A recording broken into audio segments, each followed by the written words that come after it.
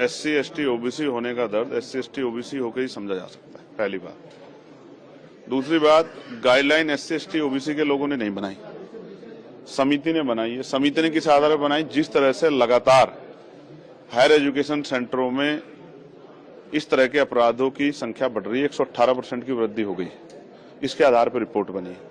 पहली बात यह है, जो लोग विरोध कर रहे हैं 90% लोगों ने शायद पढ़ा नहीं है, क्योंकि उन्होंने उसमें आर्थिक रूप से कमजोर वर्गों के बच्चों को भी जोड़ा है, दिव्यांगजनों को भी जोड़ा है, तो सिर्फ SC ST के लिए नहीं, OBC को भी जोड़ा है।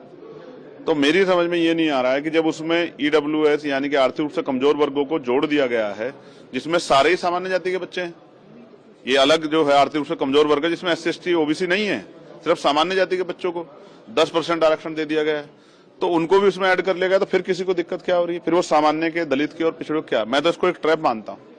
मैं मानता हूं कि जैसे SC ST 2 अप्रैल 2018 में जो है आंदोलन के बाद उसको जो है मजबूत करने के बाद सरकार ने की, लेकिन आज भी लगातार 7 साल से कम जो मुकदमे हैं, 7 साल से कम जिनमें सजा है, उन पे वो गिरफ्तारी नहीं करती पुलिस।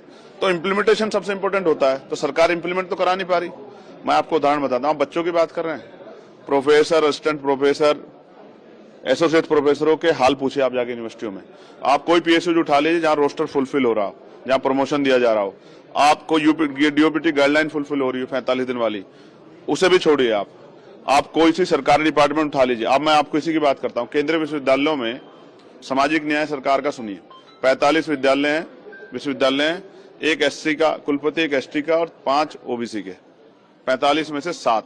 कितना सामाजिक न्याय देखिए। उससे आगे बढ़िए, OBC के 80% पद खाली है, ST के 83% पद खाली है और SC के 64% पद खाली है।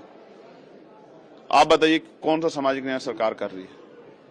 जो आंखों में दिख रहा है उस पे वो हो रहा है। मुझे ऐसा लगता है कुछ लोगों को जो अपना जन्म से अधिकार मानते थे, कमजोर वर्गों को, मैंने अपनी कानों से सुना, मैं बच्चों से बैठता हूं,